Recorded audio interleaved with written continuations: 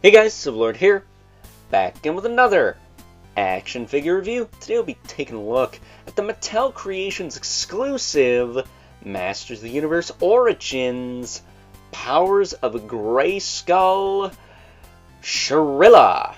Not to be confused with Red Sonja, who is far more interesting because good old Shurilla here, well, boring as hell if you ask me. That said, this of course is brought to us by the fine folks over at Mattel. You not hear me when I said it was a Mattel Creations exclusive earlier? You silly goose. But yes, this is essentially Red Sonja, but not nearly as cool. What it's even more so close to is Battleground Teela, because this thing is an armored bra and blonde hair away, and maybe some bracers, but don't quote me on that, from being Battleground Teela. So wouldn't be surprised if this is reskinned, retooled, re-whatevered into Battleground Teela at some point, because they have the technology. So before we get too far ahead of ourselves, why don't we cut right to the chase and get into the meat and potatoes and take a look-see at what all of Shurilla has to offer in terms of accessories, starting off with the mini comic, which has the MOTU logo on the back. She's fighting a cooler character on the back of the box, people. The Dark Wizard, the kind of Skeletor looking guy with the cool helmet. That was with frickin' Drago Man in the Hero comic. Another character I would have rather have had. That said, as far as her actual accessories go, she comes with the worst weapons of all time. Bow and arrow, at least for action figures. I think in like real life there are some pretty cool characters who are archers, but for figures these weapons suck almost always, unless you put a little clip on the bow, which this does not have. So good luck getting her to hold this, and then this is always going to come out bent. That said, the silver lining to this arrow, you can actually put it on the quiver, or in the quiver I should say, on her hip. It will stow in there. It will stay in there for the end of time, because you can't put it in her hand. Look at this hand. Does that look like an arrow drawing hand? No, it doesn't. What the heck, man? But as far as her aesthetic goes, she is just a half-naked lady with some bicep bracelets and a belt with a quiver on it. This is the best we can do, folks. Like, too bad it's been tooled since Comic-Con of last year, but God forbid we actually get to see what this son of a bitch looks like. Oh, man. So let's see. We need him, we need Dragstore, we need Drago Man. I don't care, fight me. I want that Dark Wizard guy. We need Eldor to go with Hero. That should have been like the second character in this line. This Powers of Grayskull subline.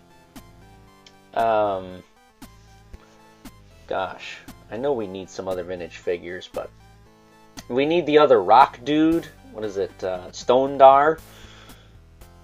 Like, seriously, we need to finish that vintage line already. If you're going to give us crap like this, finish the vintage line already. Multibot.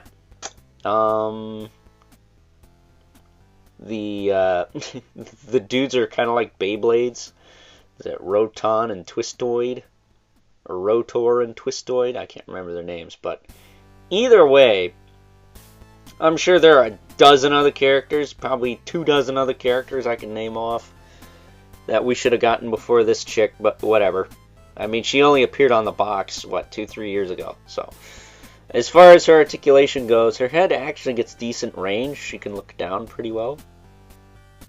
She can look, straight ahead. Shoulders will go out, they'll go back down, they'll rotate forward and back. She does have a single jointed elbow with rotation.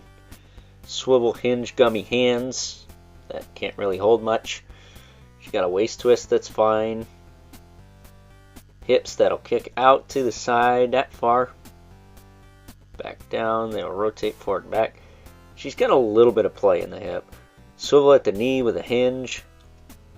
Swivel at the boot with a hinge in the foot and a rocker joint, and that's your lot.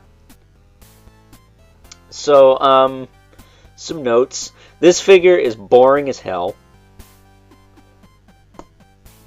On top of the fact that I'm more of a Masterverse guy, I don't get why we can't just finish that vintage line, man. It's kind of stupid at this point that they keep,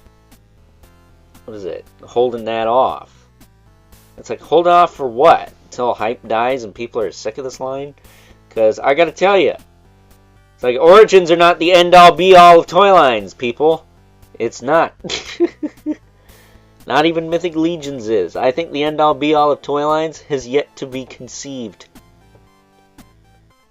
And if it is conceived, I feel like, I don't know, nobody who's currently making toys is going to be conceiving it. So that's my story, and I'm sticking to it. This figure's boring. If you want it, cool. If not, I get it. It's 110% understandable. There is nothing special here. It is just a lady. It is just a girl. It is just a female character. It is just a person. Like, this ain't no creature. This is not even a goon. This is just a person. So, before I wrap this up, because I don't have jack squat to say about Shurilla, other than Mattel Creations still has a gorilla for sale, Shurilla gorilla for sale, because who the hell asked for this in the first place? Unless you're a goon and like to fap to fictional female characters. But here is the Mythic Legion's Brother Mandibulith, who is not the end-all be-all of figures, but way more interesting than this. And then we got the infamous 11 Spawn. Again, not the best of figures, but way better than this. At least they're interesting to look at, people.